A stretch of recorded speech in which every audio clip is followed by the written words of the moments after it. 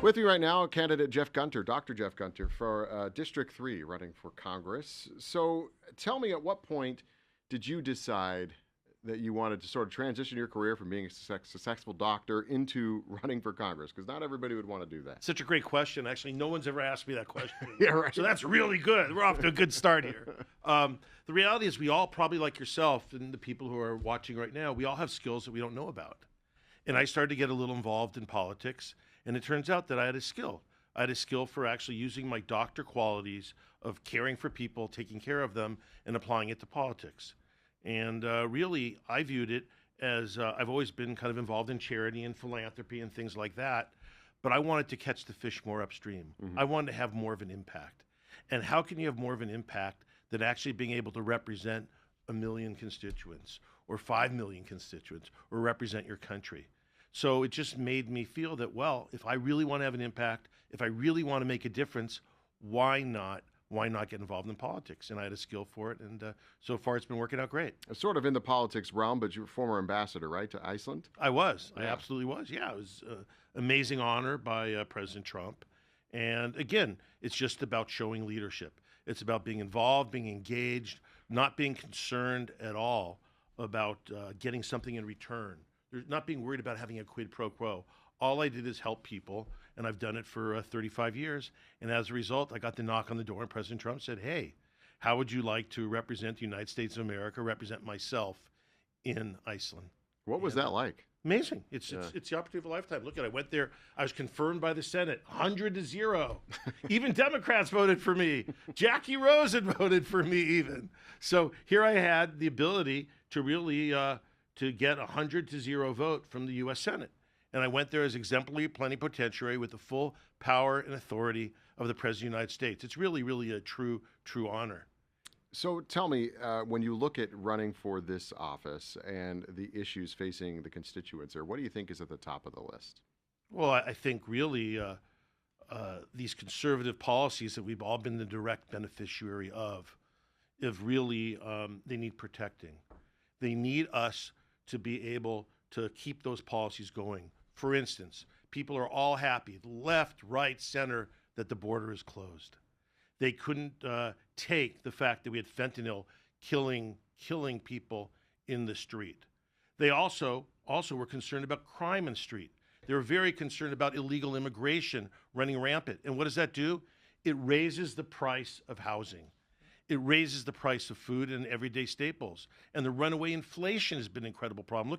I was just at Costco the other day, and prices are still $6 for eggs. It's very expensive. It puts great pressure on the great people of my district, and we need to do something about it. We need to stop it, and that's what I'm working on. You said on your website, running to provide President Trump with much-needed backup in D.C. Absolutely needs backup. Look, he was impeached not once, he was impeached twice. And my perspective was it was phony. It was incredible. In fact, there was just a motion in the House to repeal the impeachments. It was just political theatrics. It was justified by nothing.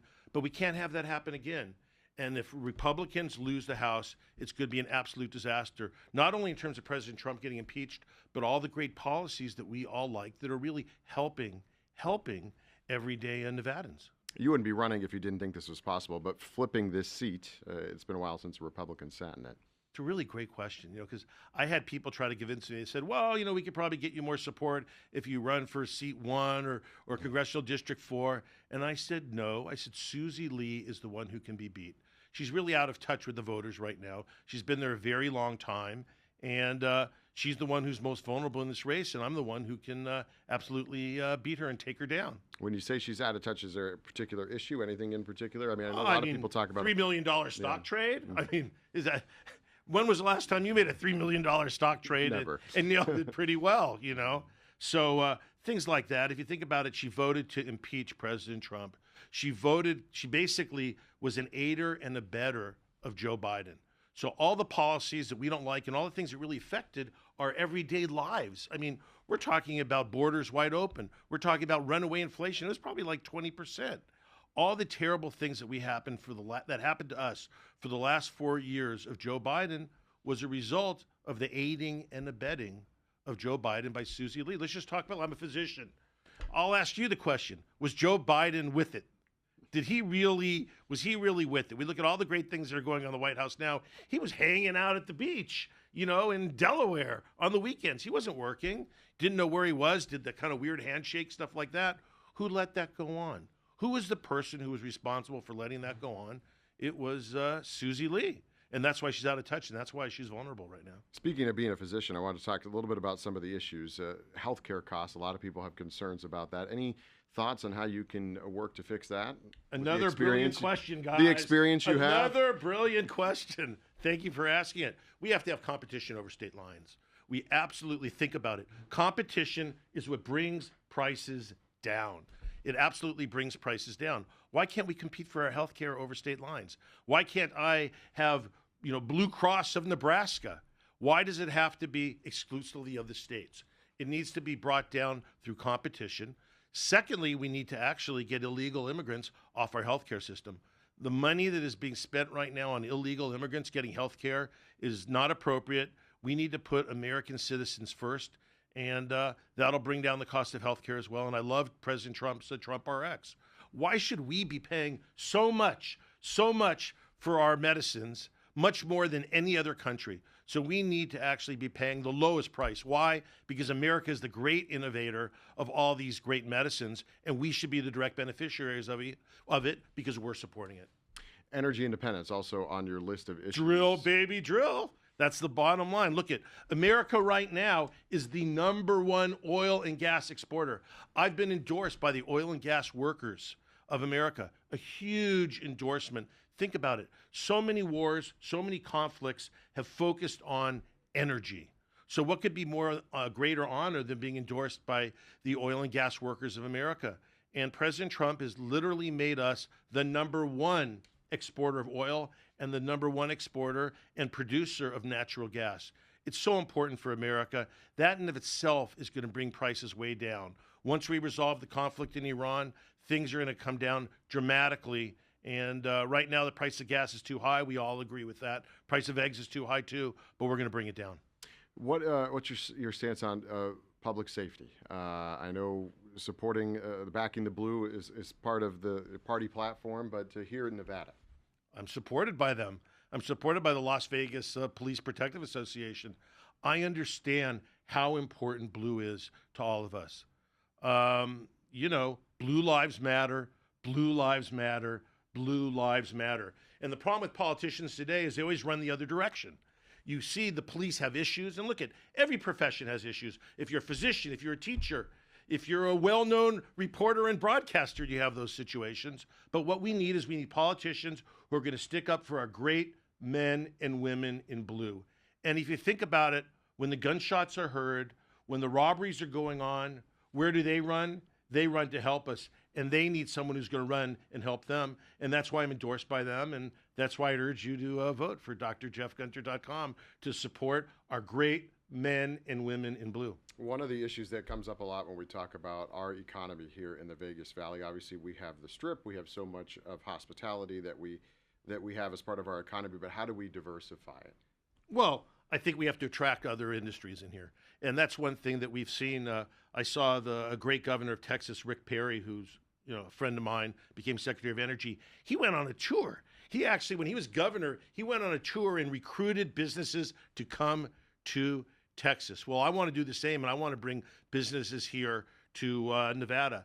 If you think about it, if you give someone a fish, you take care of one meal. If you give them a fishing pole, you give them a career and you give them a way to eat forever. That's what we should be doing. We should be bringing businesses to our great state. Quite honestly, I've had enough of people saying, oh, look at Texas, look at Florida, look at all these places, look at Nevada. Let's bring them here. Let's get great jobs. Secondly, I support the mining industry. We have to mine, baby, mine. There's lithium in those hills, and we need to bring them. That's going to be the future of our electric world of cars, and we need to support it. We need to support industry. We need to help industries and be successful. And as the next U.S. Congressman for Congressional District 3, I'm going to do that. Lithium, of course, used in car batteries. And one of the other things that comes up a lot is corporate ownership of houses here in the Valley specifically. I know it happens in a lot of places, but here in the Valley. And any way to deal with that? Another great question. Another great question. Absolutely. The House just passed a Fair Housing Act. And what does it say? It says you can't have large corporations, hedge funds, and private equity companies buy these single-family residences. It's wrong. It drives up the prices. So I'm for that legislation. I think it's great that they did it. And I'm looking forward to driving prices of housing down. Secondly, we need to open up federal land. If you think about it, 85% to 87% of the land surrounding Las Vegas is all federal land. It needs to be opened up. We need to develop it. We have to do it smart. We have to pay attention to the environment. But at the same time, we need to open up that land, and we need to have more affordable housing. Absolutely. In this first segment here, I want to open it up to you. Anything else that we didn't talk about that you want to discuss? Well, I think the single most important thing that's going on right now is we need to help the current administration keep doing all the great things they've done. The best example is no tax on tips, no tax on Social Security, and no tax on overtime. I've been a great supporter of President Trump. I voted for him, obviously, but I worked for him as his U.S. ambassador.